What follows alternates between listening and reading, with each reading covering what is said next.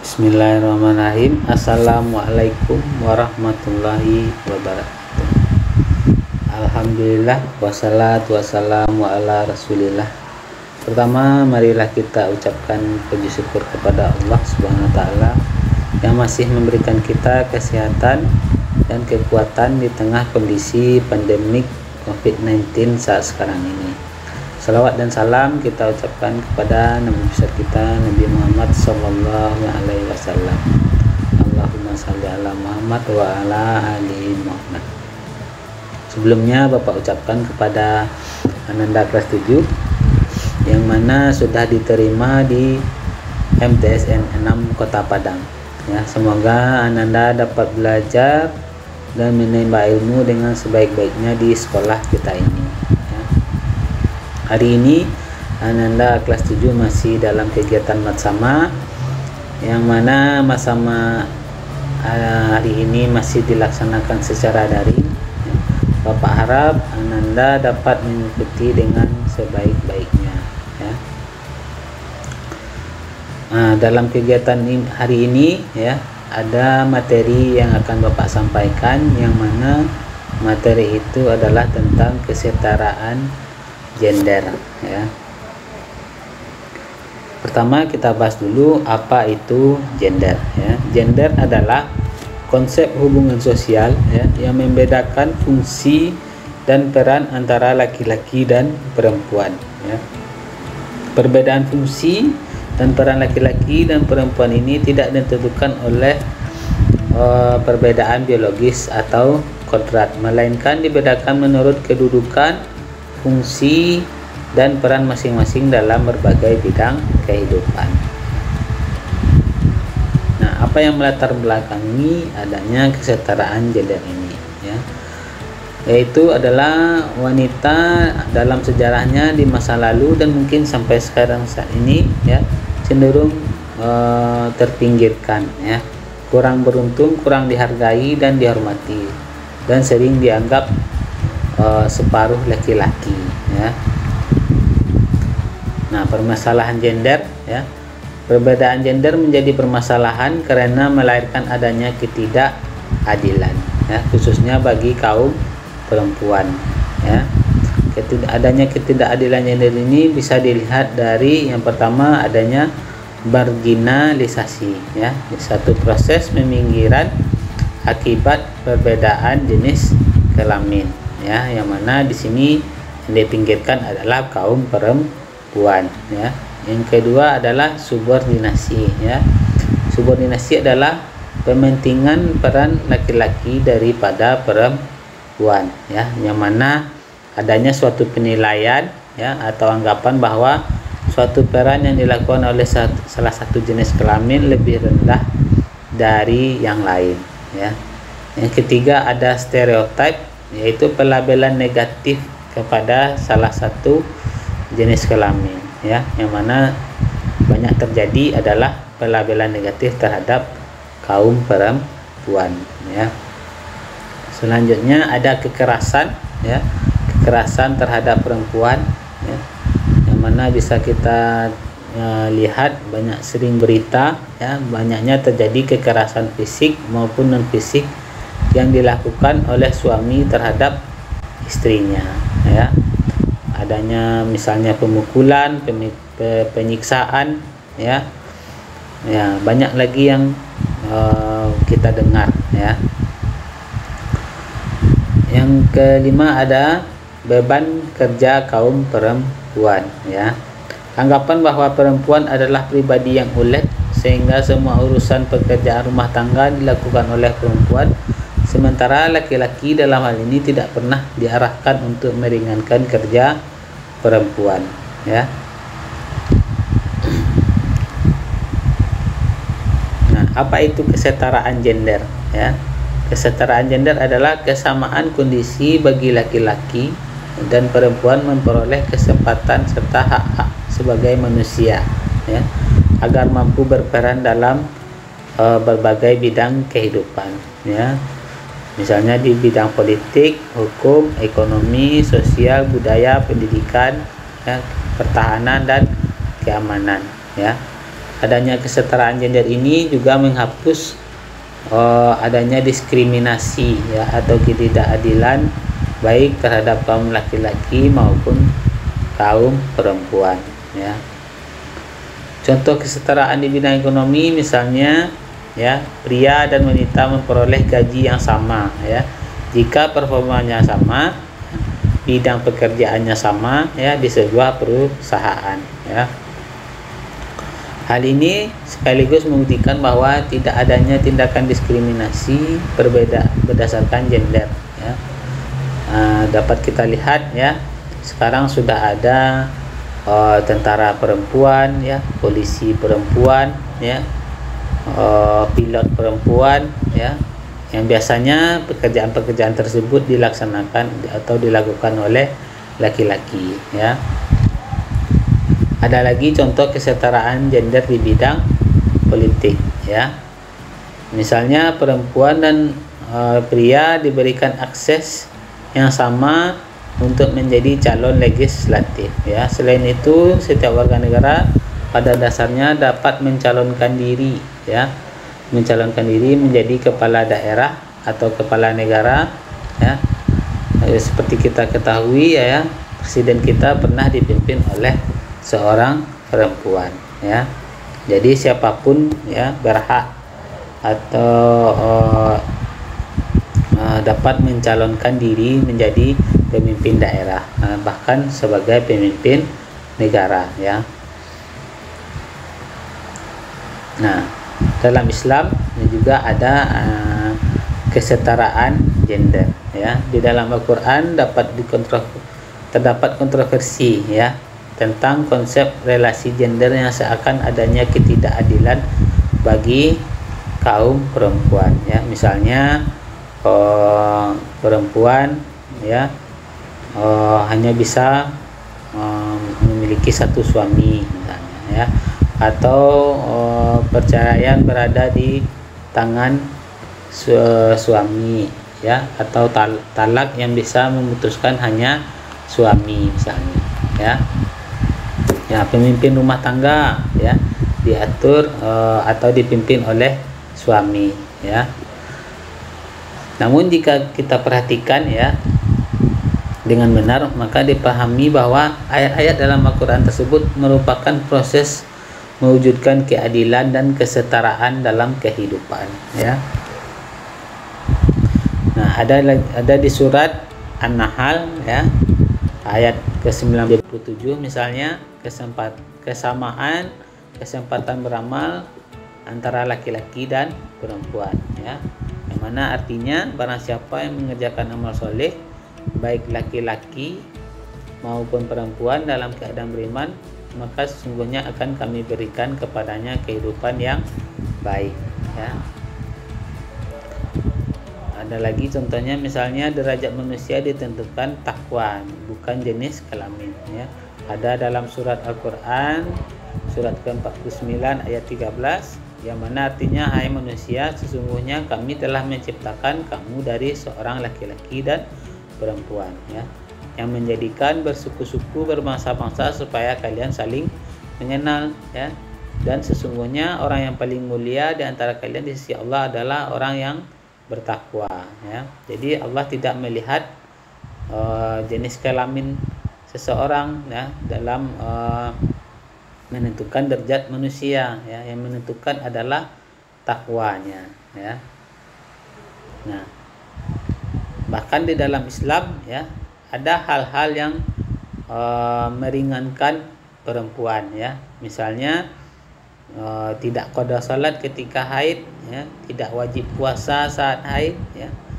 Perempuan tidak wajib ikut berperang, tidak wajib bekerja, tidak wajib salat berjamaah di masjid, dan tidak wajib khitan ya. Yang mana hal-hal ini ya banyak dilakukan oleh seorang laki-laki ya. Kalau laki-laki ya, jika ada terjadi peperangan maka laki-laki wajib ikut serta ya. Begitu juga dengan bekerja ya. Yang dituntut bekerja adalah kepala rumah tangga atau laki-laki yang mana perannya ada, dan juga laki-laki ya wajib salat berjamaah di masjid, ya. Dan laki-laki Islam wajib untuk di khitan. Sementara dalam hal ini perempuan lebih diringankan dalam agama Islam, ya. Jadi tidak benar adanya diskriminasi terhadap perempuan dalam agama Islam, ya. Nah, kesimpulannya apa, ya? Jadi Islam adalah agama yang sangat menjaga kesetaraan dan keadilan, ya. Yang kedua adalah menghargai dan menjunjung tinggi harkat dan martabat perempuan, ya. Jadi Islam, ya, dapat kita lihat di agama kita surga di bawah telapak kaki ibu, ya. Itu sebagai bentuk penghargaan, ya, menjunjung tinggi harkat dan martabat perempuan, ya. Mungkin itu saja yang dapat Bapak sampaikan. Semoga Ananda dapat memahaminya, ya. Semoga bermanfaat, ya. Bapak sudahi. Alhamdulillahirrahmanirrahim. Assalamualaikum warahmatullahi wabarakatuh. Sebagai seorang suami, ya.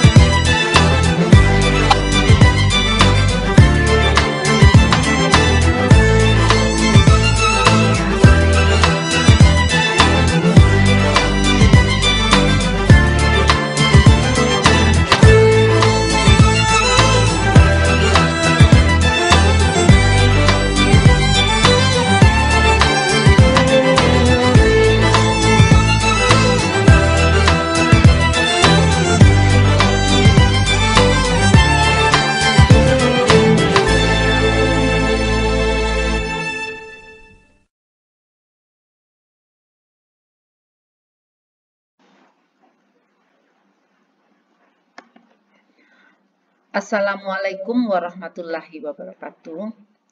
Baiklah Ananda Ibu semuanya, siswa-siswi MTSN 6 Kota Padang, sangat berbahagia mungkin pada pertemuan kali ini untuk hari kedua kamu memasuki atau menduduki bangku di MTSN kita yang berbahagia ini. Ibu berharap Ananda semuanya siswa-siswi kelas 7 yang telah diterima di MTSN 6 Kota Padang ini diberikan kesehatan, kekuatan untuk menghadapi pembelajaran ke depannya nanti. Pada sama sekarang, kebetulan Ibu diberi tugas yaitu mengenai KSM.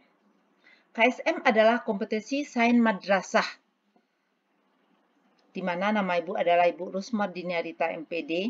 Ibu adalah guru matematika di MTSN 6 Kota Padang. Kompetisi sains madrasah ini atau KSM merupakan sebuah kegiatan yang digelar atau diadakan oleh Kementerian Agama sebagai wahana membangun girah kompetisi sains di kalangan siswa madrasah. KSM awalnya digelar pada tahun 2012, telah menjadi ajang yang positif dalam membangun budaya kompetisi dan mulai tahun 2018 KSM berupaya mengelaborasi sains dan konteks nilai-nilai Islam. Tujuan KSM ini yang pertama adalah untuk menyediakan wahana bagi siswa madrasah untuk mengembangkan bakat dan minat di bidang sains. Yang kedua, memotivasi siswa madrasah agar selalu meningkatkan kemampuan intelektual, emosi, dan spiritual. Yang ketiga, menumbuh kembangkan budaya kompetitif yang sehat di kalangan siswa madrasah. Dan yang keempat adalah memberikan kesempatan menjadi duta Indonesia yang dapat membanggakan bangsa dan menjadi penyejuk di tengah keterpurukan dunia pendidikan di Indonesia. Jadi Ananda Ibu, KSM ini adalah suatu kompetisi sains madrasah yang dikelola atau dikembangkan oleh Kementerian Agama, dan Ananda bisa nanti mencoba atau mengikutinya nanti. Di mana KSM ini hasil yang diharapkannya adalah berkembangnya bakat dan minat di bidang sains sehingga dapat berkreasi dan mencintai sains. Kedua, siswa madrasah memiliki motivasi untuk selalu meningkatkan kemampuan intelektual, emosional, dan spiritual untuk menjadi yang terbaik di bidangnya. Yang ketiga, berkembangnya budaya kompetitif yang sehat di kalangan siswa madrasah. 4. Terjaringnya bibit unggul dan berprestasi bagi calon peserta di ajang kompetisi tingkat internasional. Dan yang terakhir yaitu menghasilkan siswa-siswa terbaik di setiap bidangnya masing-masing. Bidang yang dilombakan untuk tingkat MTS ini ada 3. Jadi KSM ini ada 3 pada tingkat MTS. Ini yang pertama adalah matematika terintegrasi, yang kedua IPA terpadu terintegrasi, dan yang ketiga adalah IPS terpadu terintegrasi. Terintegrasi ini maksudnya adalah suatu perlombaan atau kompetisi matematika terintegrasi dengan agama. Jadi tidak hanya logika berpikir ke matematika saja, tidak, tapi diimbangi dengan kemampuan Ananda di bidang keagamaan. Baik IPA juga IPS seperti itu terintegrasi. Jadi setiap soal yang akan diberikan nanti selalu terintegrasi kepada agama. Contohnya saja untuk matematika. Untuk matematika misalnya, untuk mencari nilai atau harga masing-masing variabel yang diberikan, itu kita harus tahu. Terkadang dia buat X adalah rukun iman, Y adalah rukun Islam. Kita harus tahu rukun imannya ada berapa, rukun Islamnya ada berapa, baru kita selesaikan soal tersebut. Jadi banyak kemampuan yang di-input atau diinginkan dalam terintegrasi soal-soal tersebut. Kemudian tahapan KSM. KSM ini mulai dari bawah, yaitu dari KSM tingkat 1 pendidikan di sekolah kita. Jadi tidak semua yang bisa ikut berlombalah Ananda menjadi yang terbaik. Jadi dipilih oleh guru bidang studi tadi yang 3 tadi, IPA, IPS, Matematika. Ananda akan dipilih dan disaring. Kira-kira siapa yang bisa untuk mengikutinya. Itu KSM di tingkat satuan pendidikan atau di tingkat MTS kita masing-masing. Yang kedua ada KSM di tingkat kabupaten atau kota. Adalah siswa terbaik masing-masing bidang pada madrasahnya. Jadi yang terbaik pada masing-masing sekolah akan dikirim untuk tingkat kabupaten atau kota per bidang studinya. Setelah diadakan kompetisi, nanti akan dapat juara. Kemudian ada lagi KSM tingkat provinsi. Yang tingkat provinsi ini 3 terbaik dari utusan kabupaten kota itu yang akan mewakili provinsinya. Jadi tidak tertutup kemungkinan untuk MTSN lain yang maju nanti ke tingkat nasional. Dan untuk tingkat nasional hanya adalah yang terbaik, satu orang siswa terbaik masing-masing provinsi dengan bidang studinya masing-masing. Jadi setelah di kompetisi dalam sebuah kabupaten kota dapat peringkat 3 besar akan dikirim ke tingkat provinsi dan dari provinsi hanya akan mengirim 1 orang ke tingkat nasional. Pelaksanaan KSM ini ada posnya. KSM dilaksanakan dengan ujian tertulis atau dengan menggunakan laptop. Karena dalam pandemi sekarang seperti sekarang ini, maka banyak menggunakan online, menggunakan komputer atau laptop. Kemudian penyusunan soal KSM meliputi soal sains terintegrasi dengan keislaman, soal sains dengan menggali konsep serta terapan yang ada dalam Islam, seperti contoh yang Ibu terangkan di awal tadi. Yang ketiga, soal keilmuan sains murni, ada yang langsung murni dari ilmu tersebut. Kemudian soal tersebut menggunakan bahasa Indonesia, bahasa Inggris, dan bahasa Arab. Jadi tidak hanya kemampuan berbahasa yang di bahasa Indonesia yang dalami, juga berbahasa Inggris, soalnya bisa berbantu bahasa Inggris dan juga berbahasa Arab. Untuk materi kita sama. Untuk materi KSM itu sama dengan kalau di Kementerian Agama, di Kemenak kita, itu namanya KSM. Tapi kalau di Dinas Pendidikan itu namanya sekarang KSN. Kalau kita KSM, kompetisi sains madrasah, sementara di Dinas KSN, kompetisi sains nasional. Yang dulu namanya dengan OSN. Kemudian ini ada beberapa yang tahun kemarin KSM online. Kebetulan anak kita ada mengirim 3 bidang studi matematika.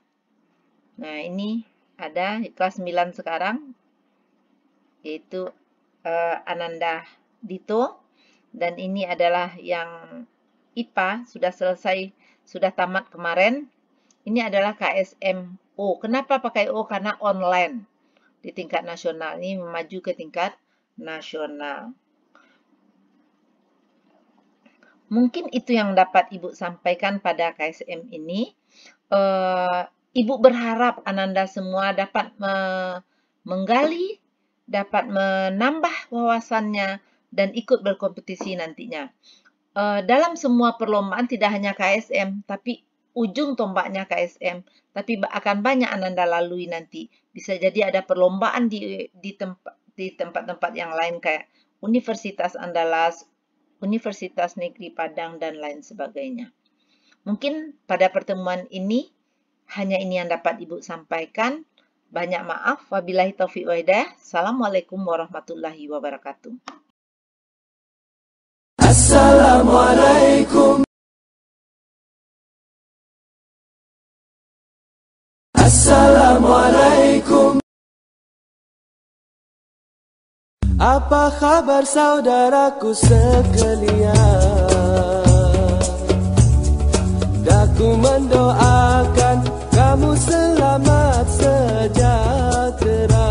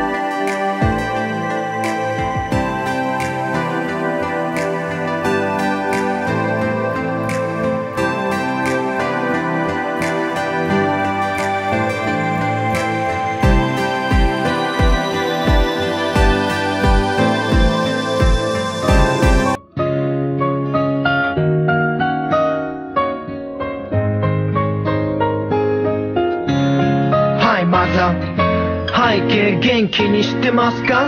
最近連絡しなくてごめん。僕はなんとかやってます。小さな体に小さな手、白髪も混じり丸くなって、しかし僕には何よりも大きくて誰よりも強くて支えてくれたこの愛だから子供にも伝えたい。近くにいると苛立つくせに遠くにいると寂しく感じ、あなたはそんな存在、どんな問題も身を削って解決。そして僕の知ってる誰よりも一番我慢強く立って、いつも真っ先に気にする自分じゃなく僕の体って、炊事洗濯掃除に育児、余った時間さらに仕事し、一番低い場所にあるものしか求めなかったのあなたよ。当たり前すぎわからなかった、一人で暮らし初めてわかったあなたの凄さ大変さ、それ思えば今日も僕頑張れさ。小さな体に小さな手、白髪も混じり丸くなって、しかし僕には何よりも大きくて誰よりも強くて支えてくれたこの愛だから子供にも伝えたい。朝7時に起こしてと言ってあなた時間通り起こしてくれて、しかし理不尽な僕は寝ぼけながらに言う言葉はうるせえ。こんな繰り返しのルーティン、嫌な顔一つせずなた毎日起こしてくれた、どんな目覚ましより温かく正確だった。それでもある日学校もすぐ休み行きたくないと言い、布団から一度も出ぬ僕前に顔を両手で覆い隠し大声上げて泣いた。僕も悲しくて泣いた。その時僕はなんてバカなことをしたんだと自分責めた。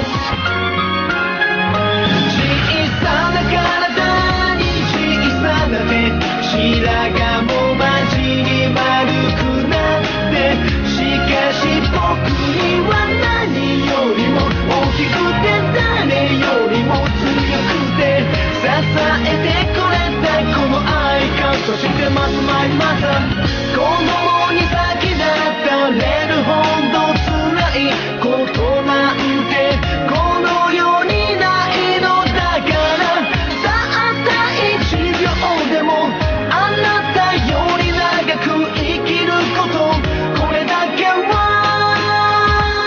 守る、これだけはあなたの子供でよかった、あなたが僕の母でよかった、いつまでも変わらない、ずっとずっと変わらない、僕はあなたの息を移したから。小さな体に小さな手、白髪も混じり丸くなって、しかし僕には何よりも大きくて誰よりも強くて支えてくれたこの愛だから子供にも伝えたい。くれぐれも無理のなさらないようにしてください。行こう、母さん。ずっと僕の母でいて、ずっと元気でいて、あなたにはまだ仕事があるから僕の親孝行受け取る仕事。 Assalamualaikum warahmatullahi wabarakatuh. Materi kita hari ini adalah anti diskriminasi yang akan Ibu bawakan. Nama Ibu sendiri Yentini Yanti Eka Putri, boleh dipanggil Bu Yan atau Bu Dini. Pelajaran yang Ibu ajarkan adalah PPKN, bias Ibu Dio, ini bagi yang tahu aja. Dan nomor WA Ibu 0813 7472 7347. Tujuan pembelajaran kita hari ini adalah agar nantinya Anda tahu apa pengertian anti diskriminasi, contoh diskriminasi, dampak diskriminasi, dan juga apa manfaat dari diskriminasi tersebut. Yang pertama, pengertian diskriminasi. Menurut Kamus Besar Bahasa Indonesia, diskriminasi adalah pembedaan perlakuan terhadap sesama warga negara berdasarkan warna kulit, golongan, suku, ekonomi, agama, dan sebagainya. Sedangkan anti-diskriminasi adalah perlawanan atau pelarangan pada tindakan yang merujuk pada pelayanan yang tidak adil terhadap individu seperti anti-diskriminasi suku, agama, dan rasa yang menyebabkan terpecah belahnya persatuan. Seperti contoh berikut, rakyat Papua bukan monyet, itu demo tentang diskriminasi suku juga ras. Macam-macam diskriminasi, ada diskriminasi umur. Jika kita di sekolah, kita tetap berteman dengan adik kelas maupun kakak kelas, jadi tidak membedakan umurnya. Ini adik kelas kita tidak berteman, atau dia kakak kelas kita juga tidak berteman. Kemudian diskriminasi gender, ini tentang peran orang sesuai dengan jenis kelaminnya. Nah, misalnya kalau di sekolah itu menyapu itu bukan hanya tugas anak perempuan, tapi juga tugas anak laki-laki, karena kita tidak membeda-bedakan peran dalam melakukan apapun itu.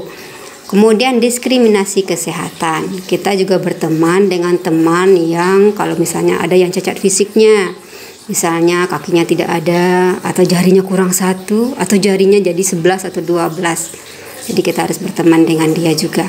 Diskriminasi ras. Ras itu adalah warna kulit seperti orang Papua. Itu kan warna kulitnya beda dengan kita. Kita harus berteman juga dengan orang Papua. Diskriminasi agama. Karena agama di Indonesia itu ada 6. Kita tidak boleh membeda-bedakan agama yang lainnya. Apa contoh anti diskriminasi di sekolah? Seperti kata ibu tadi, berteman dengan siapa saja, baik dia di kelas maupun kakak kelas. Fasilitas sekolah bisa dipakai oleh siapapun, tidak hanya anak-anak yang pintar atau perangkat kelasnya saja. Fasilitas sekolah misalnya bukan hanya untuk anak eskul saja. Kemudian berteman dengan orang yang berbeda suku Jawa, suku Papua, dan lain-lain. Apa manfaat anti diskriminasi? Yaitu untuk diri kita sendiri, pergaulan kita menjadi luas. Dalam pembelajaran kita bisa berdiskusi dengan siapa saja. Kalau di sekolah kita tidak dikucil. Demikian materi tentang anti diskriminasi. Wassalamualaikum warahmatullahi wabarakatuh. Assalamualaikum warahmatullahi wabarakatuh. Anak-anak ibu kelas 7, selamat datang di MTSN 6 Kota Padang.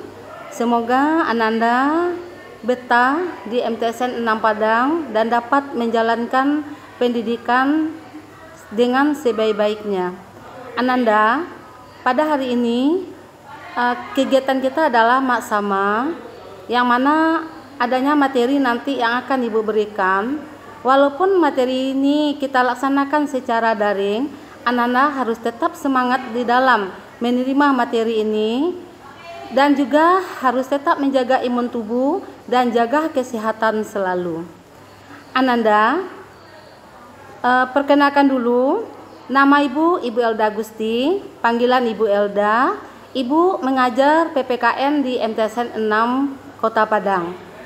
Nah, Ananda, sebelum kita melaksanakan kegiatan maksama pada hari ini, kita memulai terlebih dahulu dengan membaca basmalah. Bismillahirrahmanirrahim. Ananda semua kelas 7, materi yang akan ibu berikan itu adalah moderasi beragama. Nah, di dalam moderasi beragama, yang mana kalau kita melihat, moderasi itu adalah sebuah kata sifat turunan yang berarti di sini tidak berlebih-lebihan, atau berarti ini sedang. Nah, di sini berarti di dalam moderasi di sini, pilihan di sini dalam kita cara berpandang, cara sikap dan berperilaku, yang mana di tengah-tengah di antara berbagai perilaku yang ada selalu bertindak adil. Kita tidak boleh ekstrim dan berlebih-lebihan dalam agama. Nah, berarti di sini bagaimana sikap kita, bagaimana perilaku kita dengan segala banyaknya pilihan kita dalam hidup, yang mana dalam pilihan tersebut jelas nanti ada yang baik, yang dalam kehidupan itu ada yang tidak baik. Nah, pilihan di sini itu adalah pilihan yang harus kita lakukan, adalah pilihan yang baik. Nah, kita selalu bertindak adil. Adil, kita tidak membeda-bedakan seseorang. Kemudian kita tidak ekstrim. Tidak ekstrim ini kita tidak memaksakan kehendak. Kita tidak bertindak sesuai dengan kehendak hati kita. Dan kita tidak berlebihan dalam agama. Nah, berlebihan dalam agama di sini kita itu tidak boleh fanatisme. Fanatis itu berarti kita menganggap bahwa agama kita itu lebih dari agama lain. Nah, kita mengetahui dalam negara Indonesia itu ada 5 agamanya, ada 6 agamanya. Nah, agama 6 itu ada agama Islam, Kristen Protestan, Katolik, kemudian ada Buddha, Hindu, dan Konghucu. Nah, di sini sangat penting sekali bahwa kita di dalam beragama, kita itu tidak boleh fanatik yang menganggap kita itu, agama kita itu lebih baik daripada agama lain. Nah, jadi berarti di sini moderasi itu merupakan kunci terciptanya toleransi dan kerukunan dalam beragama. Nah, kata kunci seperti Ibu katakan tadi, bahwa kita supaya terciptanya toleransi dan kerukunan dalam beragama, kita itu harus selalu saling menghormati dengan agama lain. Kita tidak boleh membeda-bedakan kita berteman dengan agama lain tersebut. Nah, tapi di dalam menjalankan keyakinan, kita tetap keyakinan kita dalam menjalankan agama kita. Nah, di sini kuncinya, sehingga terciptalah toleransi dan kerukunan dalam hidup beragama. Nah, kemudian kita lanjut. Mengapa moderasi beragama tersebut sangat pentingnya? Nah, kita akan melihat bahwa di dalam moderasi beragama, kita itu hidup bersama dalam masyarakat. Nah, masyarakat yang kita tempati tersebut itu jelas sangat ada banyaknya keanekaragaman agama di dalamnya. Nah, seperti berkatakan tadi, ada 6 agama. Nah, ke-6 agama tersebut itu hidup saling berdampingan. Nah, jadi berarti kita itu hidup saling berdampingan antar umat beragama. Ya. Jadi kita tidak boleh membeda-bedakan. Kemudian tanggung jawab untuk merawat harmoni sosial. Nah, tanggung jawab ini adalah tanggung jawab kita semua. Kita hidup dalam negara Indonesia yang sangat luas begini, ya, yang mana kita dipimpin oleh satu pemerintahan.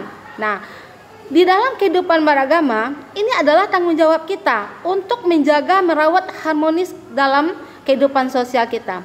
Sehingga kita itu tidak saling bentrok dengan agama lain. Nah, kalau sudah adanya fanatisme kita dalam hidup beragama, itu akan menimbulkan bentrok kita dengan agama lain. Yang mana kita menganggap agama lain itu jauh lebih tidak baiknya dibandingkan agama kita. Nah, ini kita melihat aspek dari moderasi.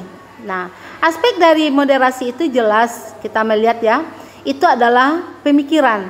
Pemikiran itu adalah fikrah. Jadi di sini pemikiran itu adalah ada di dalam diri kita, pemikiran bahwa inilah negara Indonesia, inilah agama yang ada tersebut. Kemudian dari pemikiran itu, kemudian perbuatan yang akan kita lakukan. Nah, di sini kemudian adanya gerakan, kemudian adanya politik dalam negara. Nah, kita melihat di sini di dalam aspek moderasi ini kita melihat toleran, moderat, dan dinamis. Nah, toleransi bahwa kita dengan masyarakat yang hidup kita berdampingan, kita harus hidup dengan toleransi tanpa membeda-bedakan.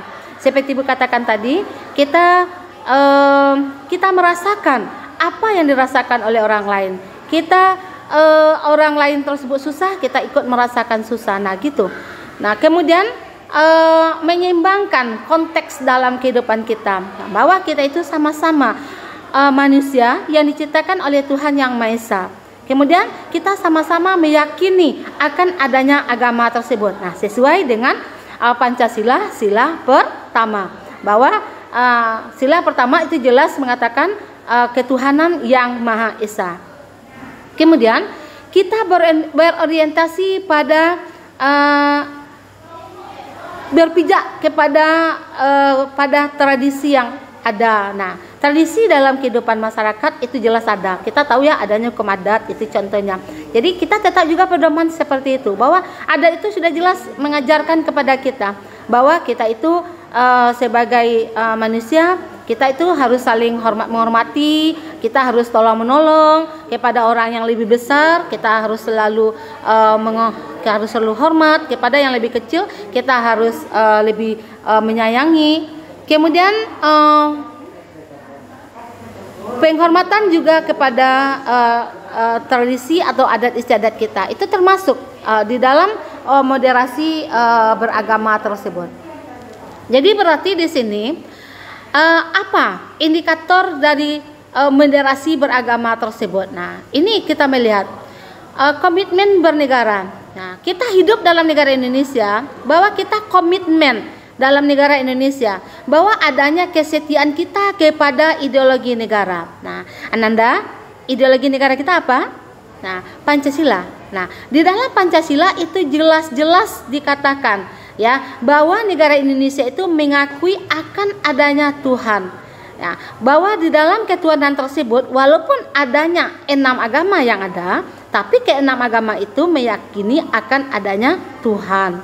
Nah, walaupun ada agama Islam, ada Buddha, ada Hindu dan lain tersebut, tapi semuanya itu sandaran kita semuanya itu adalah kepada Pancasila sebagai dasar negara kita, sebagai ideologi negara kita. Nah, kemudian kita toleransi. Ya, toleransi dalam kehidupan kita ada dalam kehidupan sosial, di dalam kehidupan politik negara, dalam kehidupan agama. Nah, toleransi seperti Ibu katakan tadi. Nah, toleransi kita hidup dengan manusia lain, kita hidup bertetangga, kita hidup dalam masyarakat. Sangat pentingnya kita menjaga kehidupan kita tersebut. Nah, dalam kehidupan sosial, ya, seperti dalam keluarga saja, dalam keluarga ada ayah, ibu dan anak, kita hidup saling menghormati dalam keluarga tersebut, dan keluarga inti. Nah, kemudian dalam bertetangga begitu juga. Nah, kita hidup dengan tetangga tersebut. Nah, kita saling menghormati saling dengan tetangga. Kemudian, nah, di dalam toleransi agama, nah disinilah kita melihat bagaimana kerukunan kita dalam beragama tersebut. Kita hidup rukun. Penting, sangat pentingnya kita menjaga kerukunan umat beragama tersebut. Jadi kita tidak boleh mementingkan agama kita dengan mengenyampingkan agama lain. Jangan, ya. Jadi di sini agama kita jalankan keyakinan kita seyakin-yakinnya, kemudian kita tidak boleh untuk menghina agama lain tersebut. Nah, kemudian kita lanjut anti radikalisme. Nah, kita di sini dukungan kita untuk menindak semua kekerasan yang ada. Nah, baik kekerasan dalam sosial dengan masyarakat maupun dalam kekerasan di dalam beragama tersebut. Nah, jadi kita menentang. Jadi apapun yang ada, kita menentang yang namanya kekerasan tersebut. Nah, berarti di sini moderasi beragama adalah bagian dari strategi bangsa ini dalam merawat Indonesia. Sebagai bangsa yang sangat beragam, sejak awal berdirinya bangsa Indonesia, kita berhasil mewariskan satu bentuk kesepakatan dalam berbangsa dan bernegara, yakni Negara Kesatuan Republik Indonesia, yang telah nyata berhasil menyatukan semua Indonesia, disepakati bukan negara agama, tapi juga kita tidak memisahkan agama dalam kehidupan kita sehari-hari. Nah, inilah kita sebut dengan moderasi beragama, bahwa kita telah berdiri sebagai sebuah negara, bahwa kita tidak membeda-bedakan agama di dalam kehidupan kita. Ya. Jadi sangat pentingnya kehidupan dalam negara kita, kehidupan beragama tersebut. Ya, kita saling hidup rukun antara umat beragama. Nanda semua, Ibu cukupkan materi maksama kita hari ini. Tolong kamu pelajari materi tersebut, materi moderasi beragama, yang mana sangat pentingnya di dalam kehidupan kita sehari-hari. Nanda semua, jaga kesehatan, tetap jaga imun dengan sebaik-baiknya, tetap semangat. Ibu akhiri, Assalamualaikum warahmatullahi wabarakatuh. Assalamualaikum warahmatullahi wabarakatuh. Selamat pagi Ananda, semoga Ananda dalam keadaan sehat walafiat. Amin, amin ya robbal alamin. Selamat bergabung di MTSN 6 Kota Padang. Selamat mengikuti kegiatan Matsama. Walaupun kegiatan Matsama kita adakan secara daring, Ibu harapkan Ananda tetap antusias dan bersemangat dalam mengikuti kegiatan ini. Perkenalkan, nama Ibu Nila Permatasari Umami. Bisa Ananda panggil Ibu Ninin. Ibu merupakan salah seorang pembimbing ekstrakurikuler robotik. Pada kesempatan ini, Ibu ingin memperkenalkan kepada Ananda semua mengenai kegiatan robotik di MTSN 6 Kota Padang. Pada saat Ananda mendengar istilah robotik, tentunya yang terlintas di pikiran Ananda adalah mengenai robot.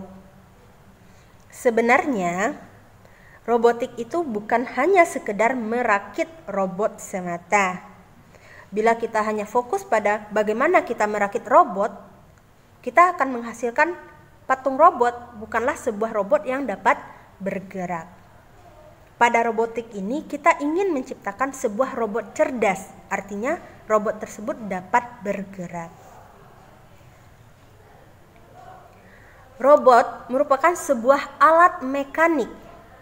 Karena dia merupakan sebuah alat, tentunya robot juga dapat melakukan tugas fisik. Tugas fisik yang dilakukan oleh robot ini menggunakan suatu pengawasan, apakah itu berupa kontrol dari manusia ataupun menggunakan sebuah program, di mana robot itu harus bergerak dengan baik. Apakah dengan kendali secara manual ataupun dengan autonomous, yang disebut juga dengan tanpa awak. Robotik merupakan salah satu cabang teknologi yang berhubungan dengan banyak hal, di antaranya desain, konstruksi, operasi, disposisi struktural, pembuatan, dan aplikasi.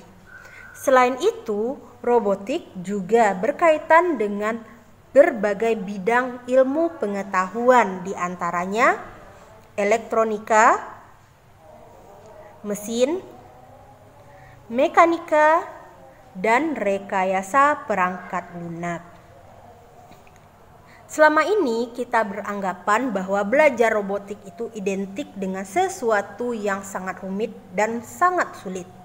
Padahal sebenarnya belajar robotik sangatlah menyenangkan, di mana belajar robotik memiliki beberapa manfaat, di antaranya pengenalan teknologi dengan cara yang seru dan menyenangkan, di mana robot ini memiliki daya tarik sendiri.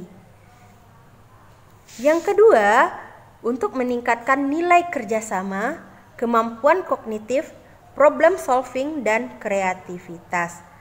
Karena dalam membuat sebuah robot, kita tidak bisa bekerja sendiri. Kita perlu bekerja sama dalam bentuk tim. Selain itu, kita juga diminta untuk mengembangkan kemampuan berpikir dan kemampuan kreativitas kita. Artinya kita diminta kreatif menciptakan sesuatu yang baru dalam robotik ini. Yang ketiga, manfaat dari robotik ini adalah melahirkan bibit unggul dalam bidang robotik. Nah, dengan adanya kegiatan robotik di MTSN 6 Kota Padang ini, diharapkan nantinya akan muncul seorang ahli robotik dari MTSN 6 Kota Padang. Selain itu, bukan tidak mungkin nantinya Ananda dapat menemukan suatu inovasi teknologi yang dapat mengharumkan madrasah kita di bidang robotik.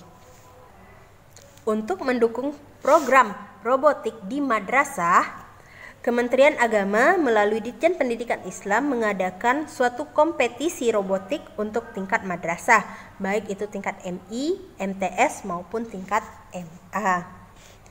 kegiatan kompetisi robotik ini dikenal dengan Madrasah Robotic Competition, di mana disingkat dengan MRC.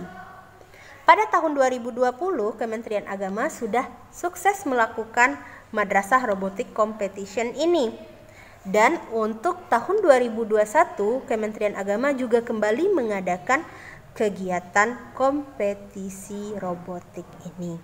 Namun, karena kondisi pada saat ini masih dihadapkan dengan pandemi, maka Madrasah Robotic Competition juga diadakan melalui daring atau online dengan mengusung tema Robot for Global Pandemic. Itu artinya robot juga dapat berperan dalam penanganan masalah pandemik saat ini. Selain itu, pandemik juga bukan suatu penghalang bagi kita untuk terus berkarya dan berprestasi melalui robotik. Di madrasah kita, MTSN 6 Kota Padang, robotik merupakan salah satu ekstrakurikuler yang baru, di mana ekstrakurikuler ini baru diadakan pada tahun 2021 ini. Madrasah kita merupakan salah satu madrasah riset, sehingga kita perlu mengembangkan kemampuan kita di bidang teknologi. Program robotik ini sebenarnya sudah kita mulai dari awal 2021 ini, di mana kegiatan ini diawali dengan melakukan kunjungan atau studi banding oleh guru-guru pembimbing ekstrakurikuler robotik ke madrasah yang telah lebih dahulu mengembangkan robotiknya. Nah, ini merupakan kunjungan dari guru-guru pembimbing ekstrakurikuler robotik ke MA Kauman Padang Panjang. Selain itu, madrasah juga sudah mengutus 2 orang perwakilan dari siswa untuk melakukan studi banding yang diadakan oleh Kementerian Agama Kota Padang. Nah, diharapkan nantinya ekstrakurikuler robotik ini dapat menghasilkan sebuah karya. Nah, guru-guru kita, pembimbing ekstrakurikuler robotik sebelumnya juga sudah mencoba untuk menghasilkan sebuah robot, di mana robot yang kita hasilkan merupakan robot tipe line follower.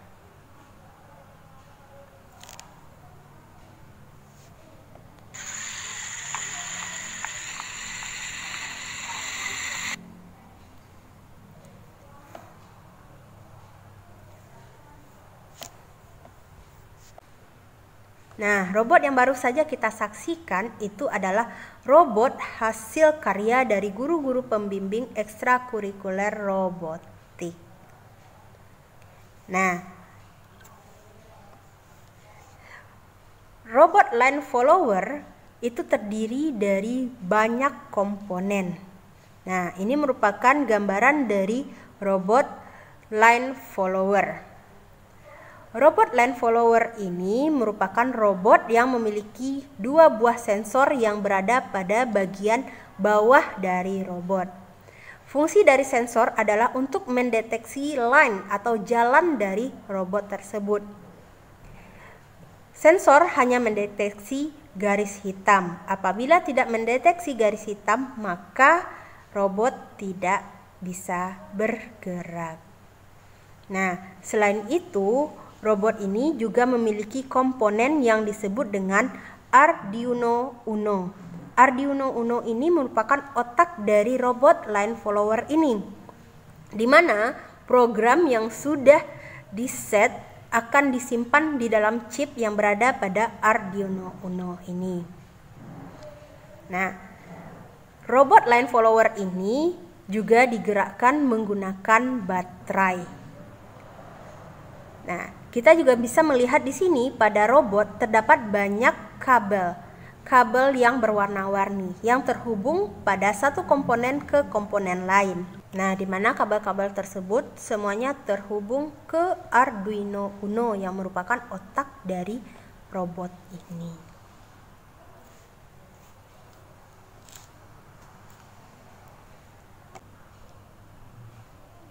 Demikianlah penjelasan Ibu mengenai robotik. Terima kasih atas perhatian Ananda semua. Mohon maaf apabila ada salah-salah penyampaian. Bu akhiri, wabillahi taufik wal hidayah. Assalamualaikum warahmatullahi wabarakatuh.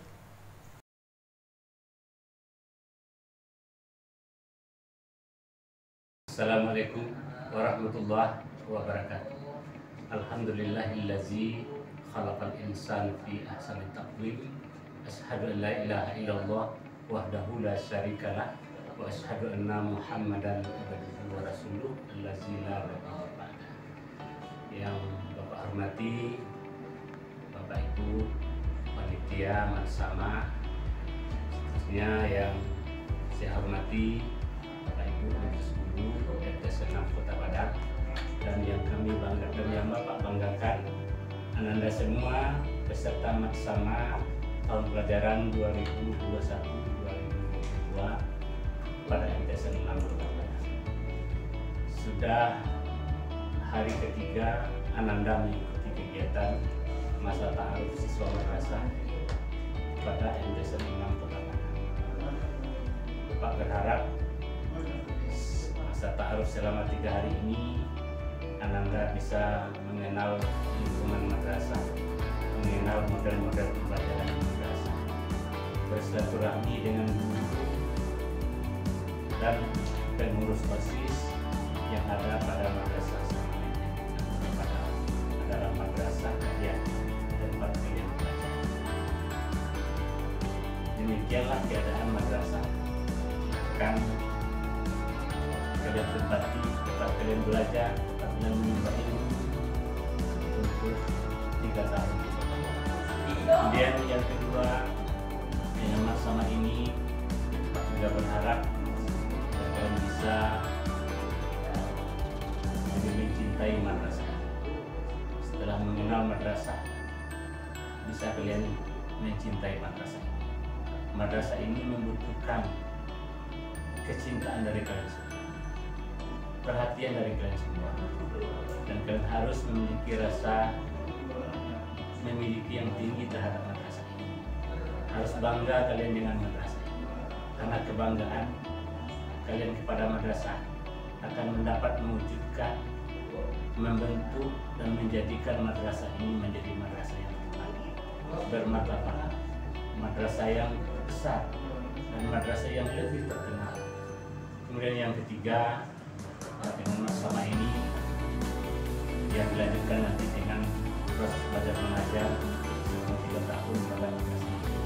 Diharapkan kalian menguasai seluruh ilmu pengetahuan yang dipelajari pada madrasah ini, sehingga 3 tahun ke depan kalian akan tamat dari madrasah ini memiliki pengetahuan berbagai disiplin, termasuk memiliki pengetahuan yang luas, mendalam, dan praktis sebagai bekal bagi kalian untuk hidup tertinggi dalam rangka mengabdi kepada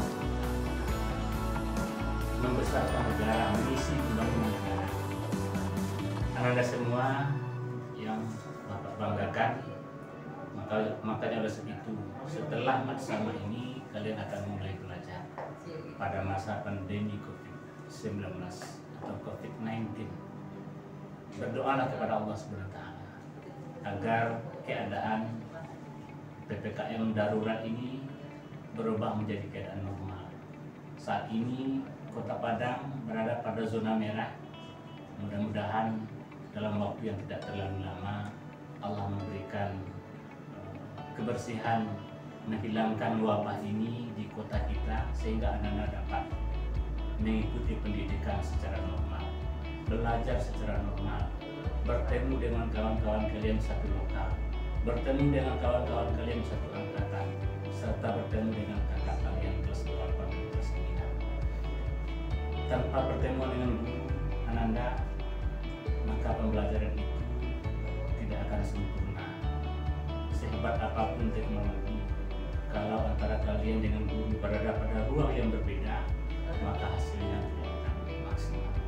Maka tidak ada usaha lain, upaya lain yang bisa kita lakukan.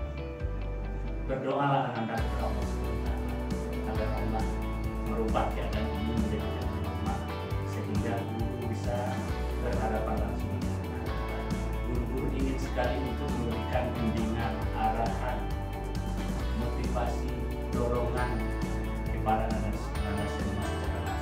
kelas, karena madrasah kita ini sudah menyiapkan kelas yang sudah cukup kepada anda semua untuk belajar. Tinggal lagi menunggu izin dari pemerintah bahwa kiranya kalian dapat menikmati pembelajarannya. Maka untuk anda semua, pada hari ini adalah hari terakhir masa ta'aruf siswa madrasah yang kalian nikmati, yang kalian ikuti secara online, secara daring. Kami guru-guru memberikan materi dari madrasah dan kalian terima secara online di rumah kalian masing-masing. Mudah-mudahan akan menumbuhkan rasa cinta kalian kepada Madrasah Saniyah Negeri 6 Kota Padang sebagai madrasah yang kalian cintai.